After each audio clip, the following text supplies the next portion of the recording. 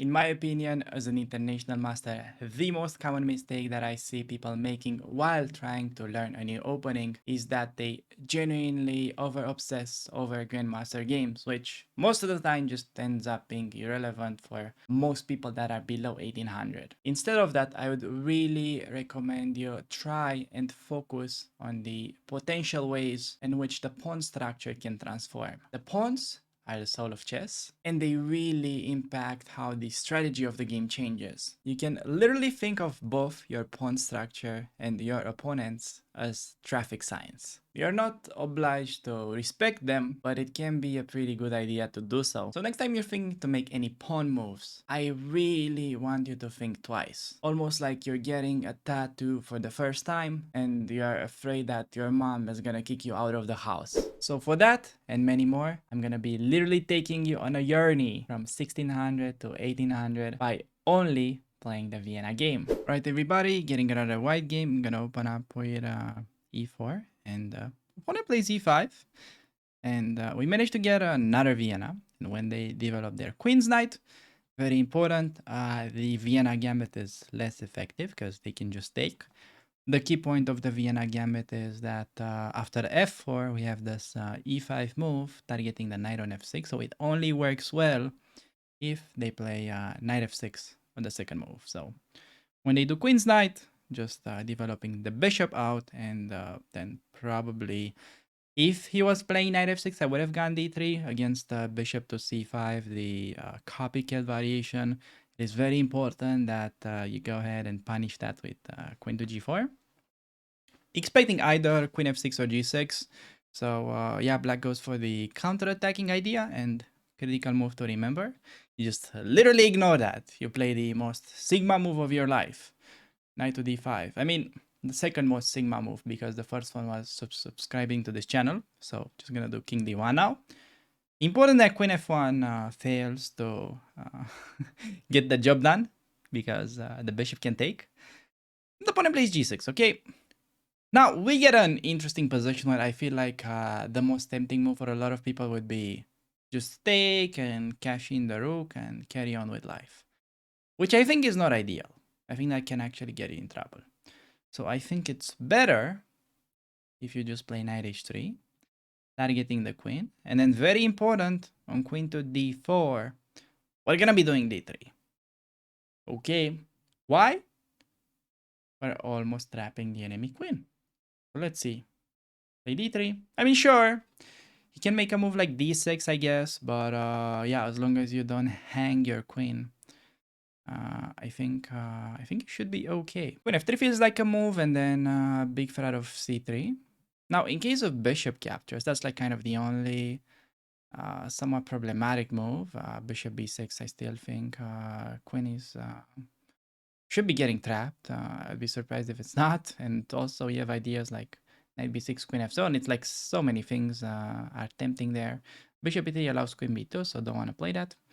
We'll check after the game, like bishop h3, what would have been the best. I mean, I have a variety of moves that I'm considering. But you know, at the end of the day, a free piece is a free piece. So I think, yeah, I'm kind of looking for how to actually like genuinely end the game, while in fact we have so many tempting options here that yeah, it's probably best just to pick one of them, like b4 type of move, and well, knight takes, take it back.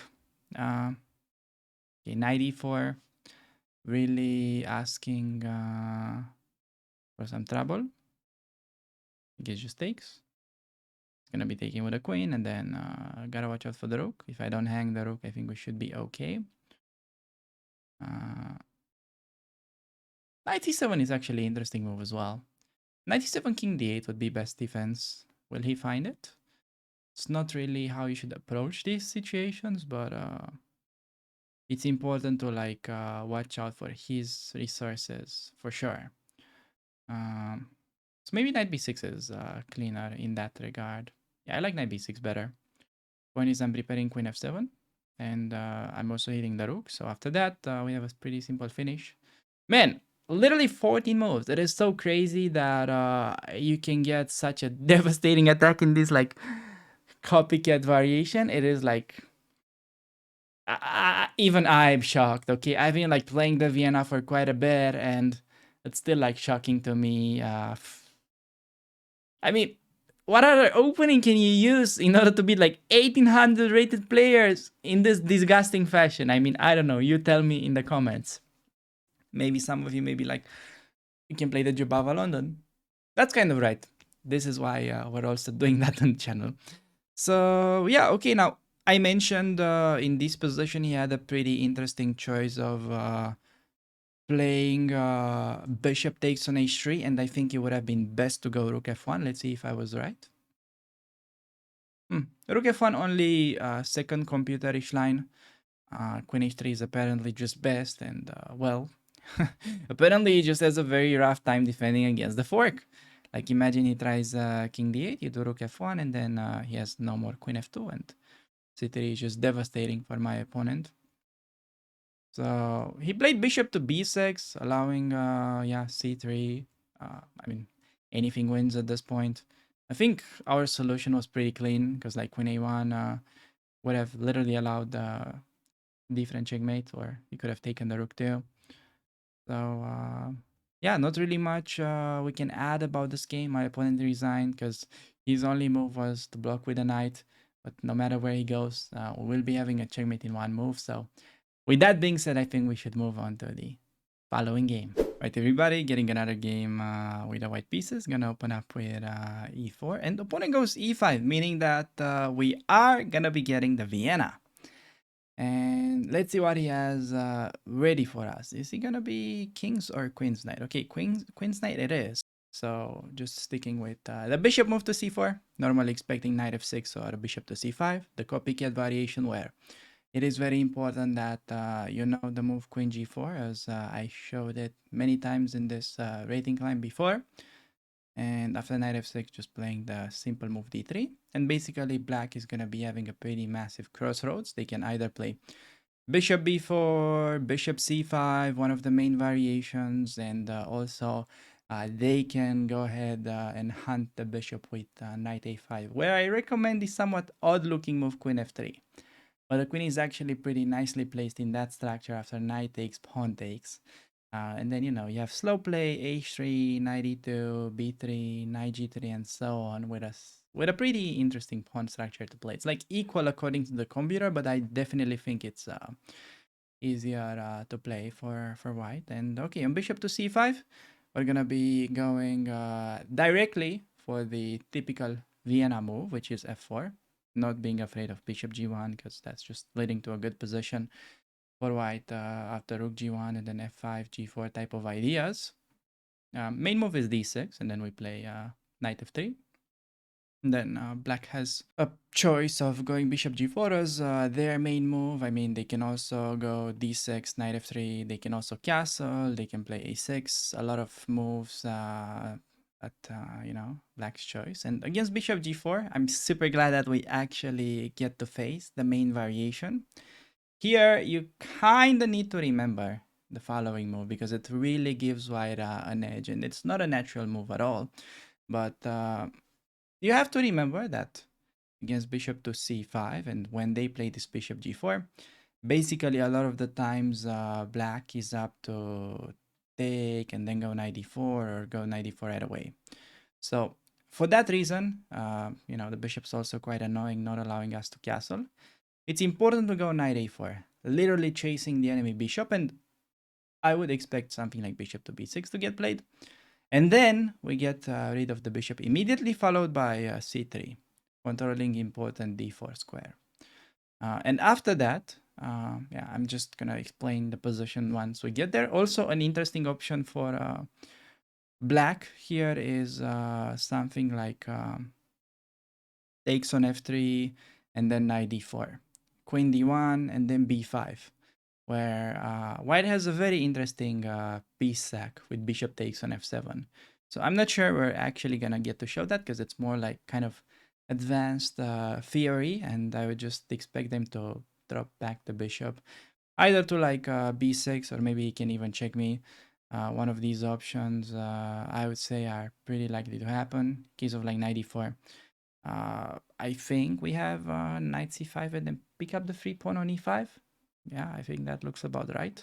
Uh, Bishop to b6, as I was saying, just get rid of the bishop pair, and then I want to stop knight d4. So we play c3. And then we get to castle. Getting a very standard position for this kind of lines. Okay, I expect him to castle. We castle as well. And then black has a choice between like taking, maybe like knight a5. Okay, h6 once again, not really such a useful move for him to have. But I mean, who am I to to judge him? I guess that's playable. And yeah, I think now we just start to harass the bishop. Maybe he takes, because yeah, allowing g4 looks rather scary. So he probably takes at this point, take back with the queen, and after the pawn takes, I think important to take with a bishop. Okay, we're actually about to show this. I think he's gonna play 95. This is actually such a common position for this line. It is pretty funny that we get it all the way until here. But okay, 95, he deviates. Point was on 95, I wanted bishop captures. And then pawn captures, and then white basically goes for like sort of a slow squeeze with something like g4, queen g3, maybe double up the rooks onto the f file, h4, g5, and try to really put pressure on f7. That is the name of the game. So it's super important that you know what kind of the like the goal for your position is. I mean, just imagine you're like at a shooting range and you're not having a target. Okay, that's really like no fun. What are you gonna do? Just shoot in the air? I mean, when you don't have a target, I mean, you can shoot your friend. Maybe you can even shoot your wife. It's bad things will happen when you don't have a target in mind. So this is why it's important to have like pretty decent knowledge of what the goal really is for the opening that you're using. And also, it is very important because once you know that, you're gonna be going into the right direction. Okay, it's not like you're gonna get it perfectly right away, but you just need to calibrate at that point, which is way simpler to do. Okay, he's going for some fancy schmancy stuff. Just gonna go bishop b3. Let's see. Is he gonna take? I feel like that's a bit of a poison pawn. And all right, what a surprise. Bishop move backward. There you have it.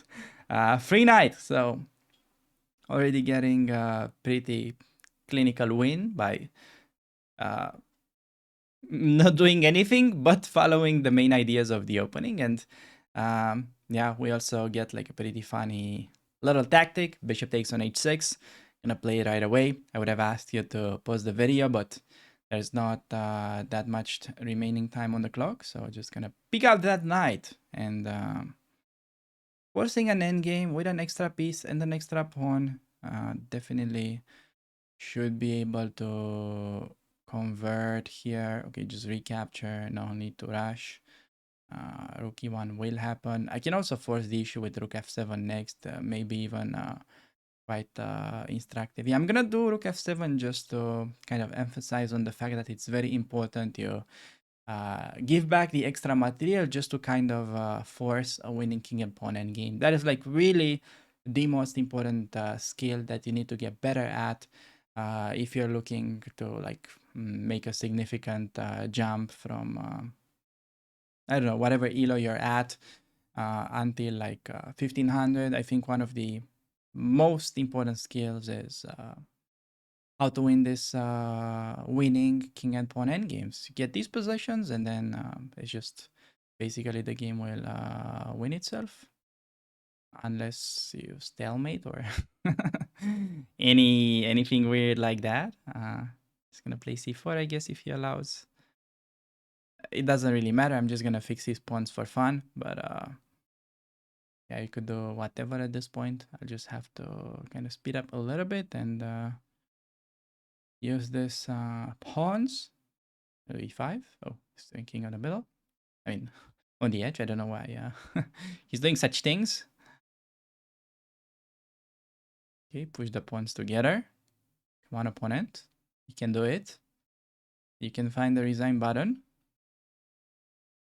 Or maybe I can find a stalemate. Oops. I guess I'll have to queen.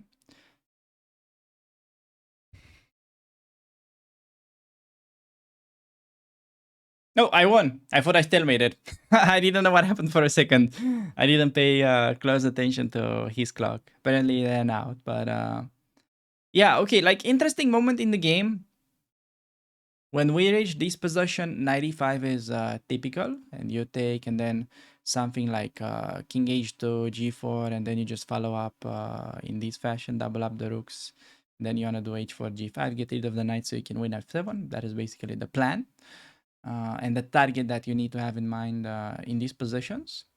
But he went for knight a5 instead. So I thought we can try to be ambitious by keeping the bishop, just heading towards c2.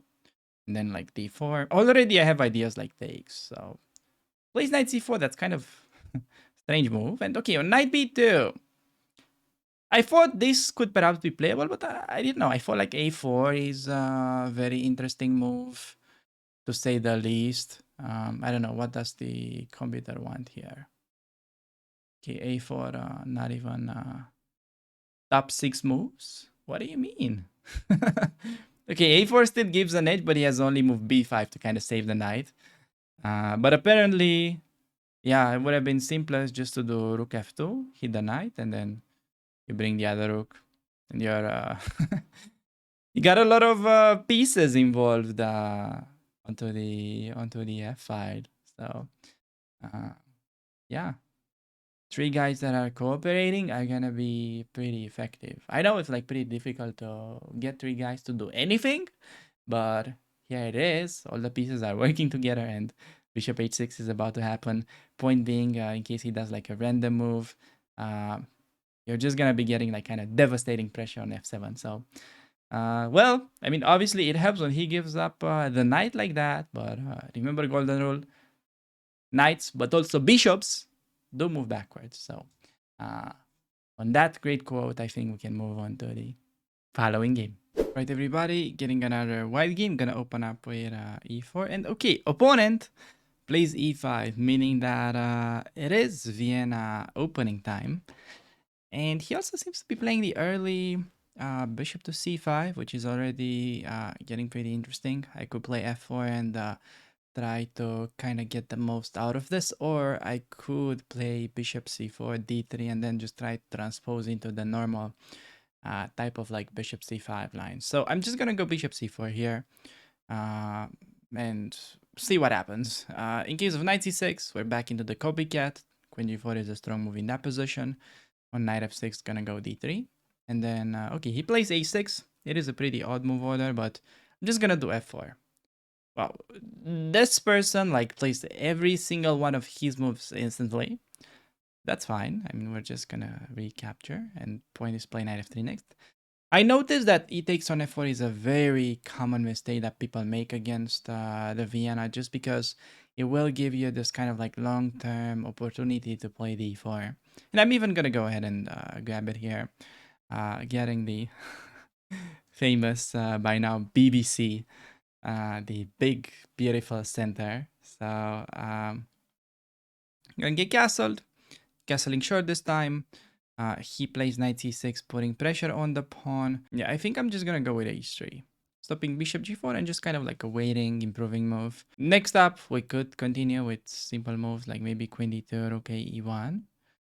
Or, yeah, similar, maybe just bishop g5. If I like really get in bishop g5, that could end the game pretty quickly. You have no idea if you just get in bishop g5, knight d5. That is like pretty devastating. Opponent plays h6, which is already kind of giving me an idea to take, and then follow it up with knight to d5. Problem is there is bishop takes on d4 with check.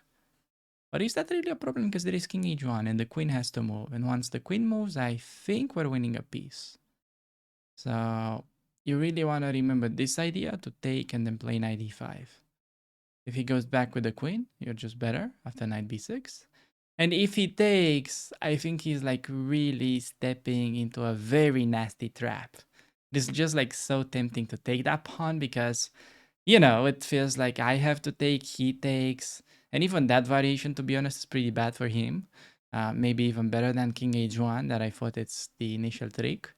But just look at this. Takes, takes, boom, takes with a knight, and then I have knight c7 at the end of the variation, just picking up exchange. He's only moving that position is bishop e6, it seems. Then I have to go bishop takes, pawn takes, maybe c3. That's a bit unclear. I have to say we're winning only exchange. I like this better because we're winning a piece. So this king h1 move is like such a nice way to finish the game. It's basically, you know, like the situation is very tense here. Imagine you're like at a party and there's like a very crowded room, and this like king h1 is basically exactly like you're going out for, you know, just a short break to get some fresh air. And the atmosphere is obviously like way more chill, and you come up with like fresh energy. So this is exactly what we're doing now, picking up the free piece, and well, the rest should be pretty easy unless I find a pretty stupid way to mess things up. Also here, knight c7 was a move, but just keeping it simple. In case of rook e4, queen anywhere works. Probably queen d3 should be best, and then onto bishop f5. We have very sexy way to finish the game. So hopefully he's gonna do bishop f5. Let's see. We have actually like two moves that are incredibly nice, aesthetically speaking. So one of them is queen e4. Bishop takes 97, but even better, maybe rook f5. And point is, on queen f5, there is 97. Looks like the rook can take, but remember that the queen is there. So 97, just a very nice little detail to like pick up the queen and honestly his dignity too. So opponent finds the resign button and we managed to get a game. The only kind of question about this game I had in this position, whether it's like optimal to play h3 or not. Because yeah, h3 was like one of the many moves that we had at our disposal. I was considering knight d5, which apparently seems to be top move according to the chess.com engine. I just couldn't really recall how we should play once they accept the pawn. I remember this was like an important theme that is mentioned in my Vienna course at some point. I just really, yeah, I guess just play c3 and keep it simple. These pieces are completely locked out of the game, and then you do something like bishop d3, queen c2, with just very nice attack against his king using the open files. So this was perhaps objectively a little bit better. It was something that I considered, but I just couldn't really decide during the game. And after he allows bishop g5, I think he's really in a world of trouble. And obviously, decisive mistake was bishop d4, because then I think king h1 is pretty much best move. Yeah, as the engine seems to agree. Taking was also advantage, but king h1 even nicer. And he had to instead just play queen d8 and basically suffer in a passive position for like the rest of the game. I think here like a c3 move is very nice, defending everything and setting up a nasty trap, because I think on rook e4 there is bishop f7 at least. Point being that knight g5 is a double check, picking up the rook. So with that being said, I think we can really move on to the following game. All right, everybody, getting another game with the white pieces. Opening up with the king's pawn, and we managed to face another e5 opening, meaning it is gonna be a Vienna, and more so when they develop the king's knight. Very important, only against the king's knight. You want to be playing the Vienna gambit, because after pawn takes, e5 is devastating. So the only kind of reasonable way of combating the Vienna gambit is to really play something that is quite unusual, and that is the move d5. Okay, in order to play d5 in this position, you need to like really study a little bit of theory, which you'll notice that people below 2000 typically normally don't do. I mean, sure, there's like so many other different better things than that you can do other than studying chess theory. That's for nerds. Okay? No, I'm just kidding. You should. Or at least simplified theory that I'm recommending you. And against d5, you'd just be taking on e5, followed by specifically queen to f3. That's my favorite move. Because I've noticed like Gotham just plays a lot this like d3 move, which I guess is also fine, but yeah, personally I just only play queen f3 in that position. So that's kind of my main go-to in the main line. And okay, d6 is just inferior because it blocks the bishop. It's just gonna be a pretty sad bishop that will never really enter the game, frankly speaking. So just gonna go knight f3. I don't want to go fe because that will allow him to go de and open up bishop's path. So I'm not afraid of takes because that just allows d4.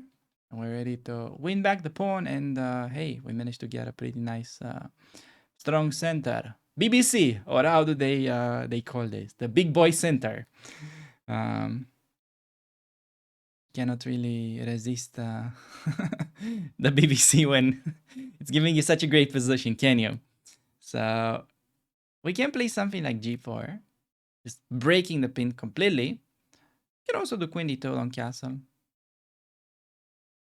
Yeah, I think I'm sticking with queen d2 this time. About to go g4, and we'll use this kind of kingside storm since he's just probably about to castle pretty soon. I'm happy if he takes because we get open file for the rook, and otherwise we may just start our own initiative. May want to play bishop d3 just to have this defended because g4 will get our pawn from e4 attacked. So maybe just doing a little bit of preventive move, bishop to d3, and then we're just ready to unleash the pawn storm. And this is just way too slow. Okay, maybe this was even a mouse that he probably wanted b5, but I don't think it would have really necessarily helped, and g4 should be a good move. Considering also e5, just because he's underdeveloped, opening up the position is one of the best ways to take advantage of either if opponent's king is in the middle or if he is underdeveloped. It will really start to tell once, you know, the situation becomes more dynamic. It's like you're in football and you have like a 3 against 2 counterattack. So it doesn't tell if, you know, the ball is like in different field, but when you have the ball and you're counterattacking, it is pretty winning situation usually. So yeah. Okay, can we do e5 just to kind of highlight that? I'm just gonna go g4. That's simpler. g4, just push the pawn, just literally playing like an NPC right now. The attack just plays itself because knight g4, we had a pretty nasty move in mind, which you can try to find by pausing the video, which is just saying, okay, the bishop is in a pretty vulnerable spot, and that is h5. And yeah, just winning a free bishop, he takes. Gonna take with my bishop just to say hello to his rook from the corner. I felt that rook was pretty lonely, so wanted to, you know, just present my yeah, greetings, I guess. Not sure what the word was, but you get the point. Play c5. He basically wanted to give that rook everything but greetings, but you get it. You're already like been tolerating me for more than one video. You're a true champ. So queen to d7, defending the knight. Now, how do we put pressure on the hanging knight? Maybe we don't. Maybe that's the reason. You just give up.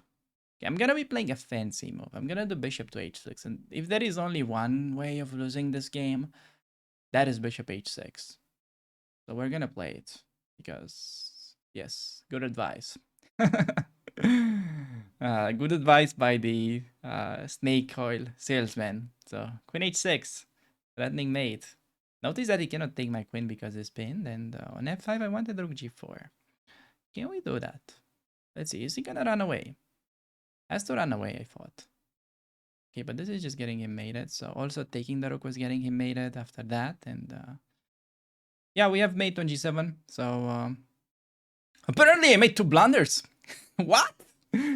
What are the blunders? Let's check it. What are the blunders? Let's see the review. I don't buy that, but okay. What are the blunders? Like, This is pretty ridiculous. I bet there were no blunders.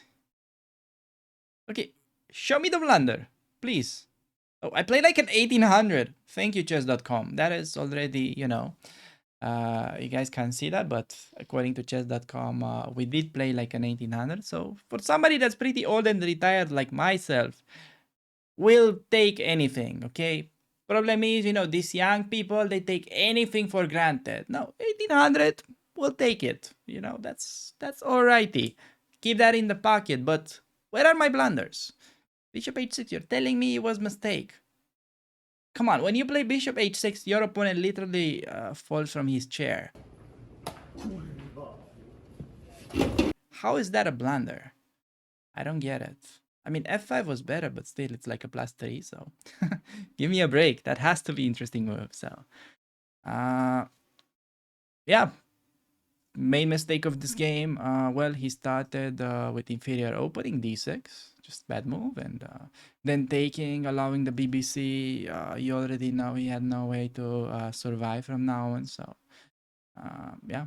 With that being said, I think we can move on to the following game. All right, everybody, getting another white game. Gonna open up with e4 and opponent plays knight c6. Okay, we're gonna be playing knight c3, inviting him to go e5, and hopefully we manage to get back into the Vienna Opening. So important that against the knight, so the queen's knight, we start with the bishop move to c4. And he plays bishop to b4. Okay, this is already pretty interesting because it may transpose to some very mainstream main lines. So just gonna go 92. And when he plays with d6, this is basically an indicator that he's not down to challenge in the center. So usually one of the most principal ways for black to play is knight f6, and then after d3 to play the move d5, which is, yeah, obviously known to be one of black's best variations. We see none of that. We see d6 and just gonna play d3. The main idea in these type of positions is that we are relying on getting the bishop g5 pin. Or in case that's not possible, then we have f4 break. So it's nice that we have the knight protecting on c3, so we can just like retake and still fight for the important central d5 square. And we're basically ready to castle pretty much on the next move against kind of like no matter what he does. So it's important while you are navigating like this type of positions that you kind of have an idea where you want to get, which may not be very helpful now that he plays bishop to e6, which is a bit of a random move that's kind of unpredictable. And anyways, we'll just try to be flexible like a chameleon and get typical setup. I was still inviting him to take and then play knight f6, allowing bishop g5 type of ideas. But on queen d7, okay, now that we have unpinned, critical idea, knight d5 is a very annoying move for my opponent in a lot of positions. So this is really an important move to take away against the bishop b4 lines. And now we're basically just gonna chase the bishop, c3, push the pawns, and he's gonna be getting under really unpleasant pressure. So yeah, I think one of like the worst case scenarios for him is he'll probably have to go a6 or a5 and allow this in like a very nasty fashion, because he's gonna be getting the like really off structure like this. Gonna continue b5, and then once you get this, important to play bishop a3, targeting pawn on d6, inviting him to take, which is just basically sort of giving up on the d6 pawn. And I'm not gonna take because that will help him reroute the knight to c5. I think f4 is sensible. Not sure. f4 allows bishop takes, and maybe I'm gonna get a bit of a weird pawn structure myself. I still think it should be kind of working out in our favor, because just the threat of queen takes on d6 after, I feel like it's too strong. And when he plays f5, it definitely feels like he's opening up like too many diagonals a little bit too early. think I can start by increasing the pressure with queen b3, and then if he takes, plan is to take with the queen this time. We're getting control over like a very important diagonal. And in case he does not, well, maybe taking next is already to be considered. He goes fe, where I guess we're just going to be sticking with the simple move. I'm also kind of having f5 on my radar, but it's not like really doing much in this position, it seems. So just gonna keep it simple. Still inviting him to take, and then notice we have managed to open up the file to potentially bring a rook and put pressure on to what is now backward pawn. So let's see what opponent will play against this. Case of ef4, happy to just collect it with a knight and just even increase the pressure onto the bishop. So we're entering this variation where notice that he's unable to play queen e6 because there is a very nice little sequence which you can try to find by pausing the video. White can just go for the queen trade, and then the pawn on d6 remains undefended. Therefore, also knight e6 allows f5, which is the so-called pp on the pp. We're putting pressure on the pin pieces, winning the knight, so that would be no good as well. And on king h8, I think we can already play a move like f takes on e5, highlighting why it is so important to have your rooks connected. Notice that my opponent is literally rated 1700 and he literally blundered that. Look, these guys are like not connected. It is so bad. It is simply rook takes on f8, and then yeah, we're gonna be getting the checkmate on the next move. No matter like what he was doing, we were about to like deliver some kind of like nasty things to him. Even if he finds rook f1, the position remains just much worse because he is down a pawn, and he is also getting like restricted all over the place. So critical mistake for this game. I think it was well, it's just he got a pretty bad position. So I guess here he can do something better.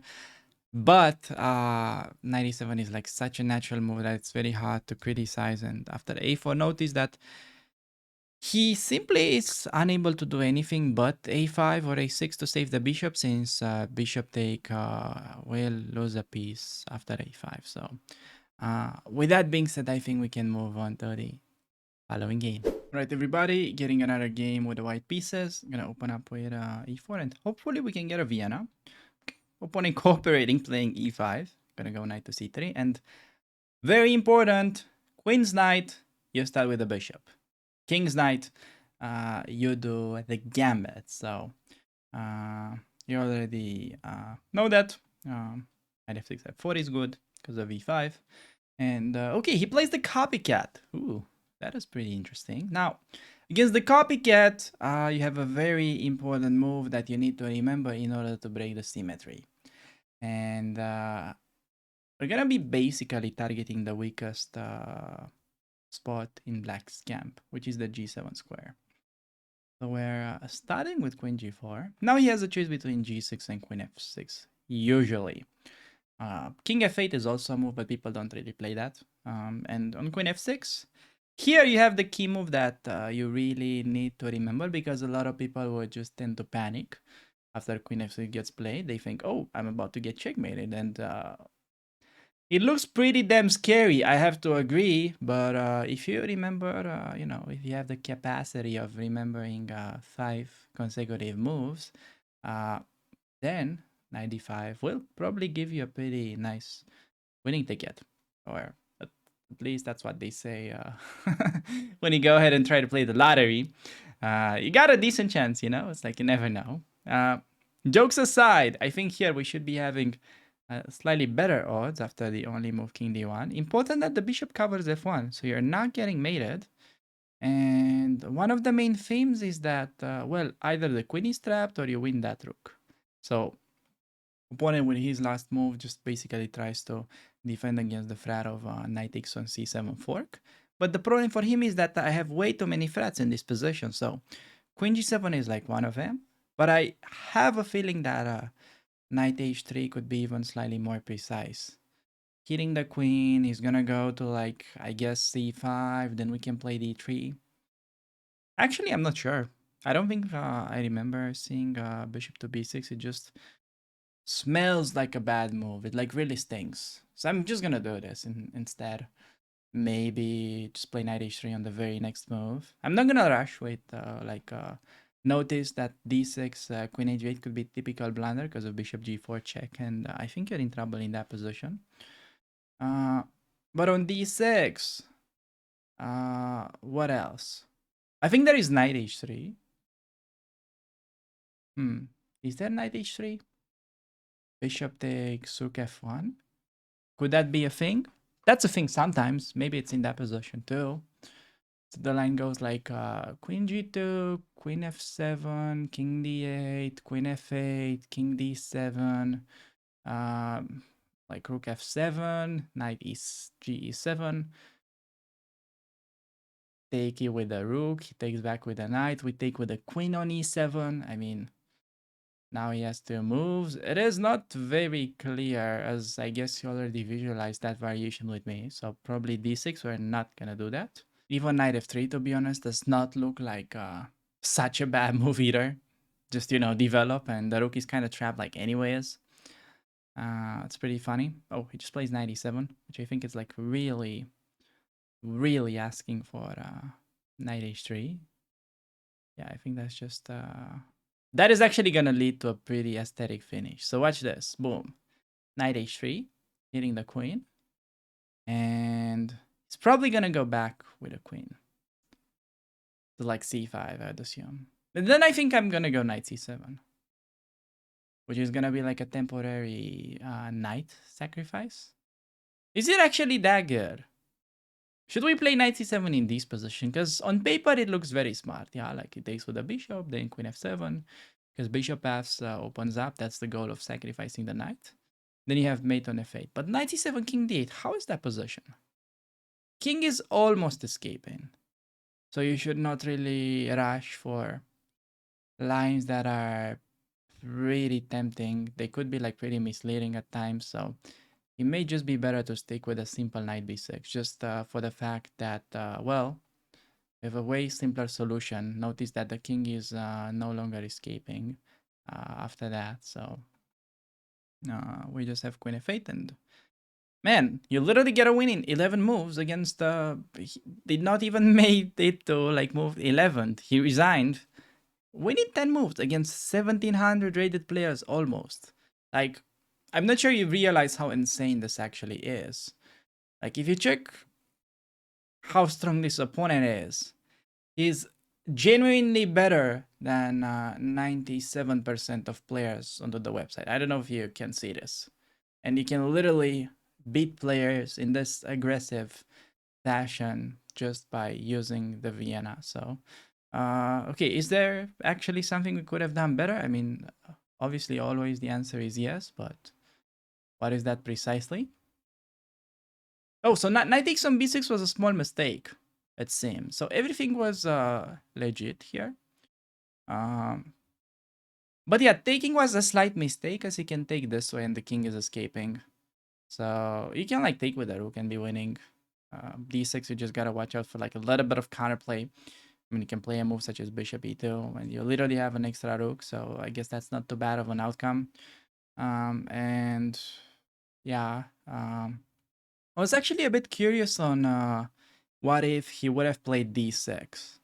Because then if you take, I was pretty sure bishop g4 and you play knight e2 and then he gets long castle, it becomes a little bit unclear. It's still like better for white on paper, but yeah, I think it's way better on a move such as d6 to do something like knight f3. That was like kind of my feeling as well on d6. I kind of, you know, if you remember, I was trying to go down this path after like rook f1, queen g2 takes.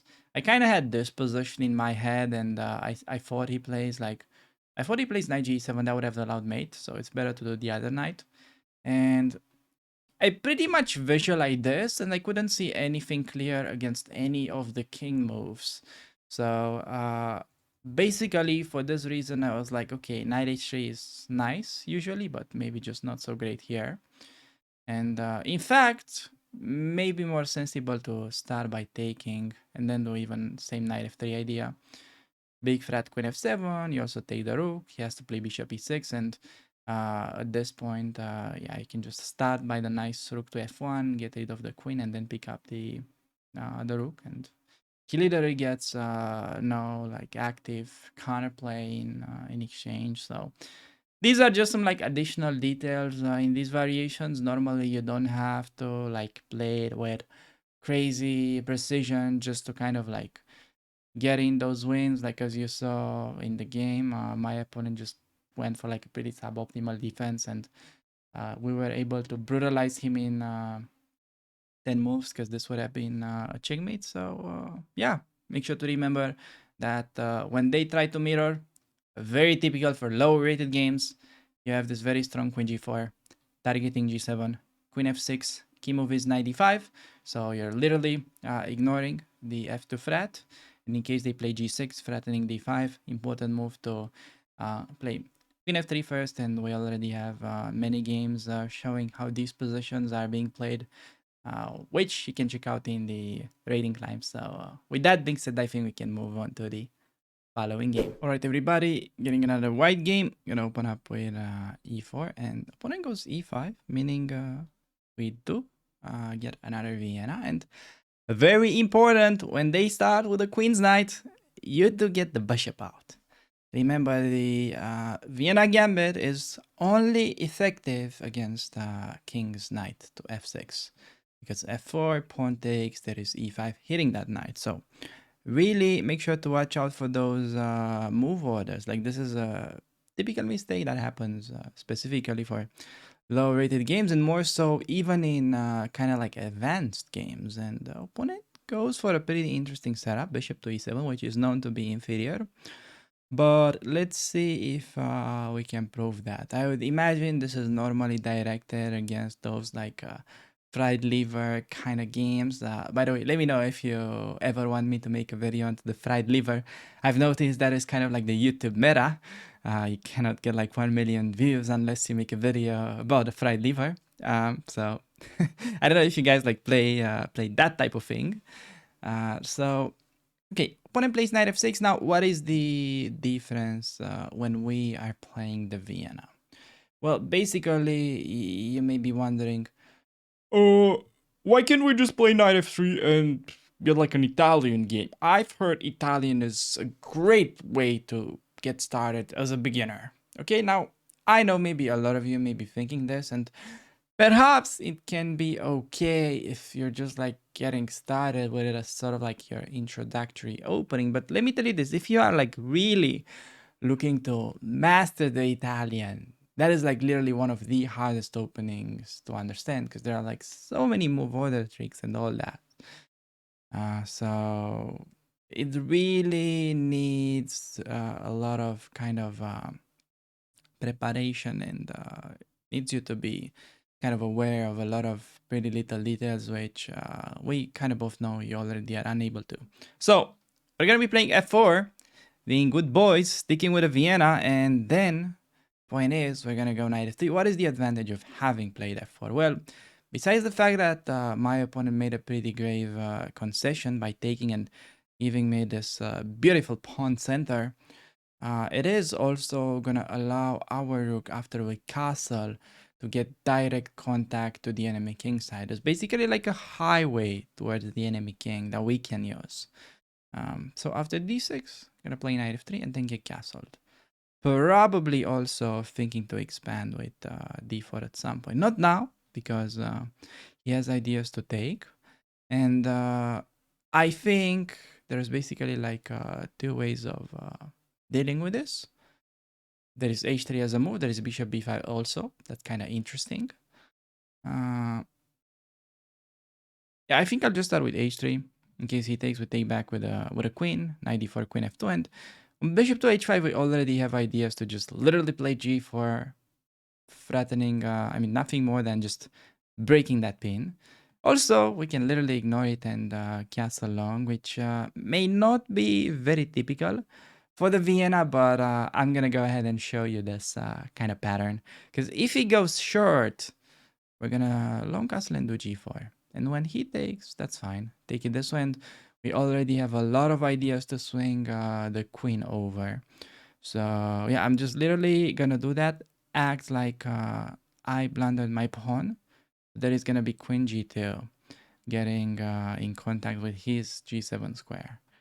So yeah, I think I have even bishop e3.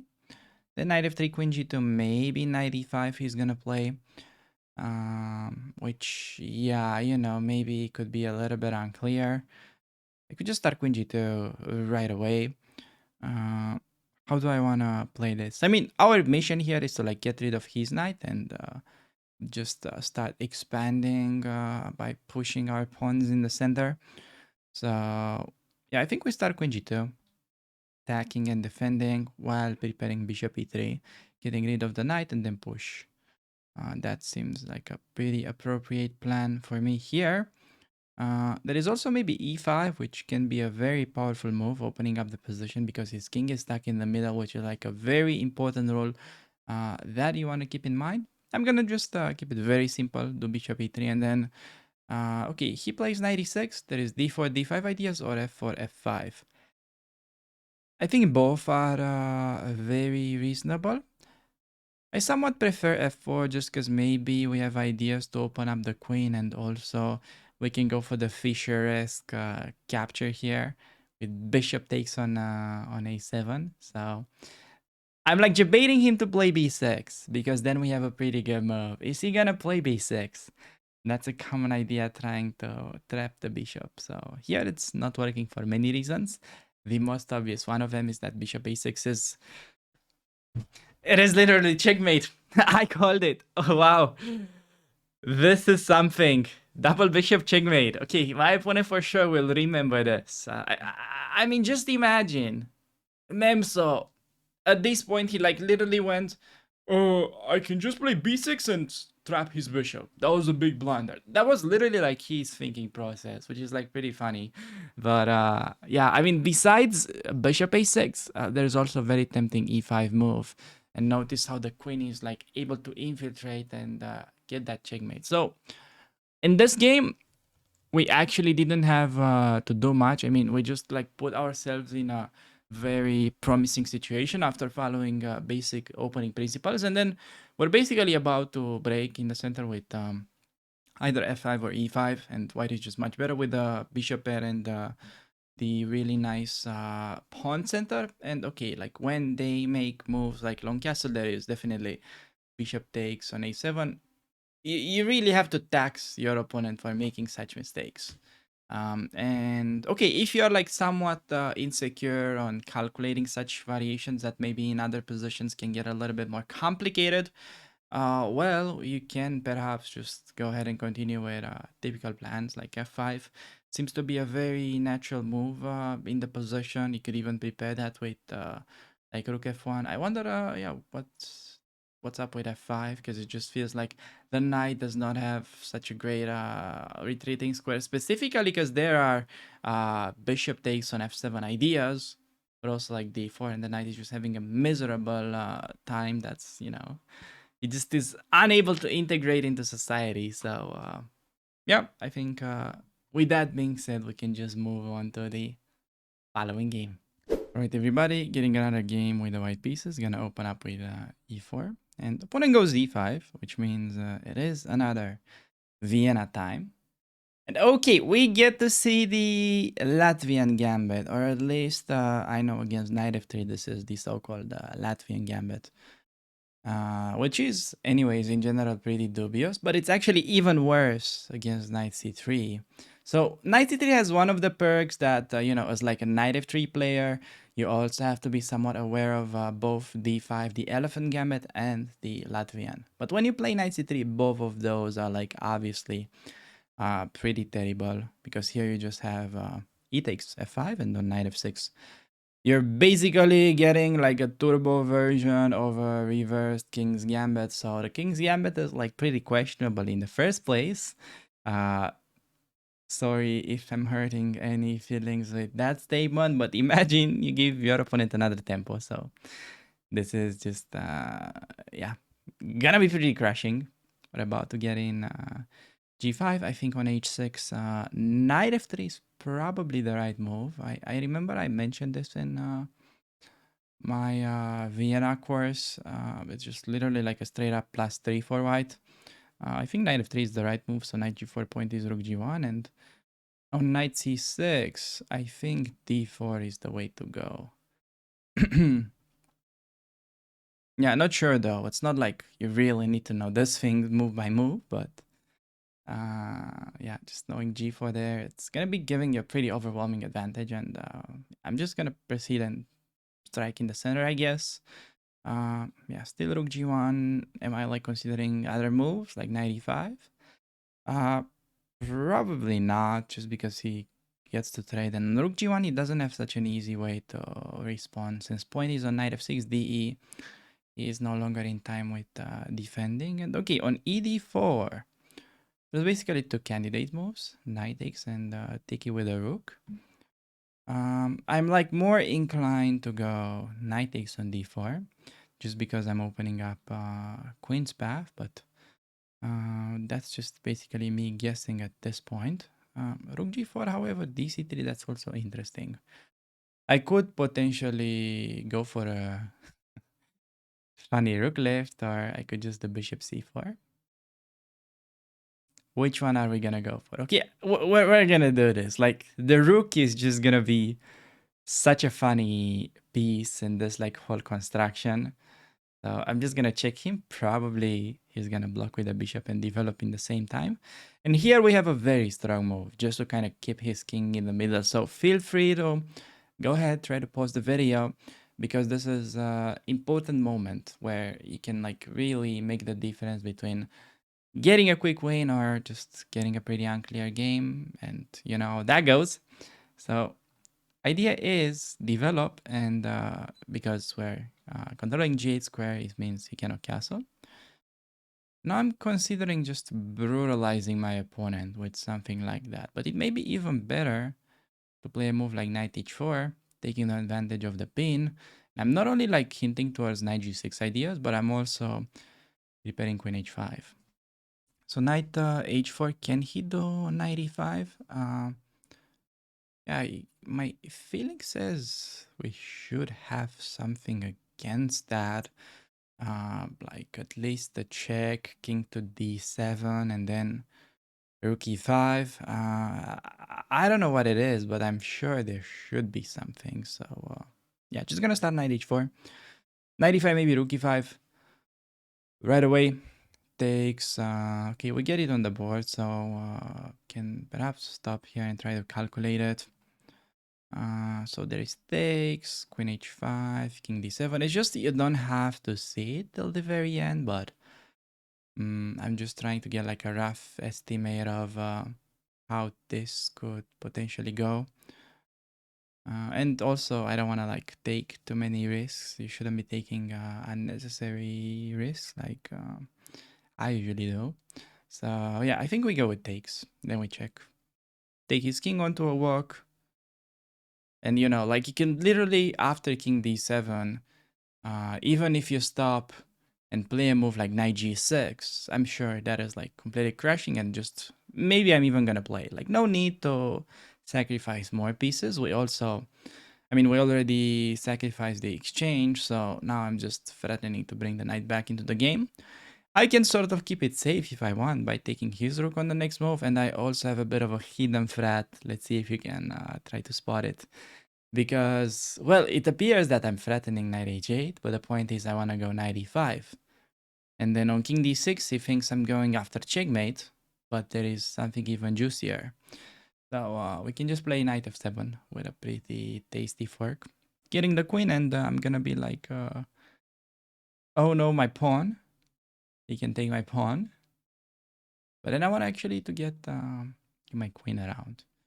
So maybe he has to play bishop c5, but then on bishop c5, strong move, perhaps b4. Hitting the bishop and still hinting towards similar ideas.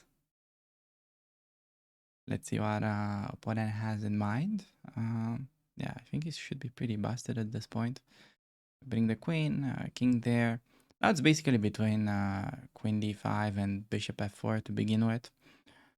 I think queen d5 just because I don't see a follow-up after bishop f4. Only move, then I was thinking check. His king is forced onto d6, and then I was considering bishop to f4. King c6, that's mate. King c5, that also should be mate pretty soon. So gonna start with bishop f4, bishop e5. Maybe long castle is a funny move to kind of end the game with. There's also like simple takes and king c7. And yeah, that just allows checkmate on the board. So managed to get like a pretty easy win, just you know, because his opening was bad. Okay, the Latvian gambit is not the way to go against the Vienna, specifically because of g4. And what is like really important for you to understand, let's just look at this with like reversed colors for a second. So, okay, let's imagine white opens up the game with e4, black goes e5, and they try out the king's gambit. After pawn takes, knight f3. g5 is known to be like a good variation for black. Imagine you just give it another kind of like extra tempo, how insane this becomes. Well, uh, let me flip the board once again because this is literally what we had during the game. After he plays f5, pawn takes, and then you just do g4. So you just get a pretty funny improved version of the like reversed king's gambit. So yeah, white just has a crashing advantage, and there's not really that much to talk about this game. So let's just move on to the following game. Right, everybody, getting a game with the white pieces. Gonna open up with e4, and we do get one e5 by black, which you already know that it allows the starting position of the Vienna opening, and opponent already plays the move d6, which is a pretty significant error because, well, it is just restricting the bishop for no particular reason. He could have literally developed the knights, then gotten the bishop out, then play d6. So that would have been something more like, you know, a recommendation for black, if you would ask me. And okay, on d6, we're just gonna be playing literally the Vienna gambit kind of style. We can start with like f4 right away, which I think is best. We can also play bishop to c4. I'll just do f4, not afraid of pawn takes because of knight f3. Important not to like blunder the check, so that's why we play knight f3 there. And then bishop e7, just yeah, literally developing. Bishop goes to c4, and okay, if he plays bishop g4, it's gonna be an interesting kind of typical situation. So I'm gonna start by playing d3. And I'm like really expecting him to go bishop g4 sooner or later. Because that's what they normally play, and then they do knight d4. Okay, now, because he's castling very early, I think we have an interesting option of playing f5. However, I don't think it's so great. In this specific position, I think it's actually a bit better once the bishop is outside the pawn chain, because then we have bishop g5 kind of rat with knight d5. So this time I think it's best to just keep it simple and castle, followed by you know, bishop g4. I think simply h3 is best. He takes, we take back, and on the premature knight d4, premature attaculation, just literally take the knight and move away. Does it make sense to go ahead and do this, pick up the e5 pawn? I mean, he also has intermediate moves, so I don't think so. I think easiest and standard play is to take. And then instinct tells me knight e2, just putting pressure on the weak pawn. But also I've seen in these type of positions that the computer is quite a big fan of exchanging knights, because like if you go knight e2, I feel like in a lot of positions, black would equalize because of d5. So knight e5 is nice because you get to trade this pair of knights. And when they play d5 now, I mean, at least you're going to take and give them double isolated pawns. But I prefer bishop b3 here, giving us the option to answer d5 with e5. And on a5, there is either a4 or a3. I think both are fine. I'm just gonna play a3 here for no particular reason. I think a4 was completely fine too.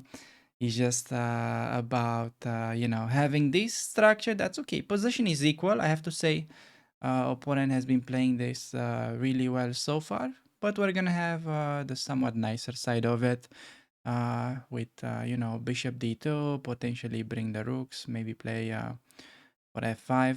So, yeah, also, I mean, queen g4 was nice tempo move, but if I could have played g4 here, would have been pretty juicy. He pushes b5. I don't think he's going anywhere with that pawn storm, so I'm just gonna improve my position slowly with g3, h4. I don't think c4 is like really problematic for us. I mean, he plays a lot of good moves pretty fast, so okay, just keep that in mind. I guess gonna continue king g2. Let's see what his plan is. He instantly plays e5. I mean, is he gonna be so happy with a bad bishop after f5? I guess we'll find out. So yeah, pretty strange that he plays ultra fast. Rook c8, I have a choice. Rook c1, taking control over c2, or I could play rook f2, saying even if he infiltrates, it's not a biggie. I think here it's important though to try to kind of stop him, and then play some type of queen move. Yeah, like queen somewhere. Okay, he wants c3 to kind of trap my thing over there. I'm just gonna do this so we can take and play bishop e3, while also preparing g4, g5, so a bit of a multi-purpose move. Just g4. I'm not afraid of taking because then g5 and we're almost trapping his bishop. Plays b4, so maybe that's a hint he wants c3 and this time like literally trapping it, which is funny and good. That's annoying that he plays good moves. He's not supposed to do that. How's the line? g5, c3, takes, cd2, fg7. I mean, I guess that should be okay for us, but you never know. You never know these days. Okay, I think after c3 we also have good move to slide back, so that's in fact not such a big problem. And I mean, if we can get queen h5, g6, that is usually a checkmate. So c3, I think it's important that you look for a stronger threat with g6. Only move h6, and then there is bishop sack. So threatening mate in 1, ignoring hanging bishop for a moment. Now point is to do this. Pawn takes, wanna take with a queen, and okay, he just takes on b2, but I think we can literally ignore this point because we're just having a stronger threat. So opponent has been blitzing out every single one of his moves, but ends up getting mated, so yeah, I think we literally went for a pretty nice textbook play on the king side. I mean, the computer says we made a blunder. What is the blunder? I would say there was never a blunder, but okay, maybe I missed something. So apparently, according to the computer, rook ac1 is the blunder. How is rook ac1 a blunder? Are you nuts? Rook ac1? Position is equal. The computer said I was supposed to take, but are you gonna take against an opponent that plays instantly and allow this rook to come over? I don't know. I'm not sure that's the way to go.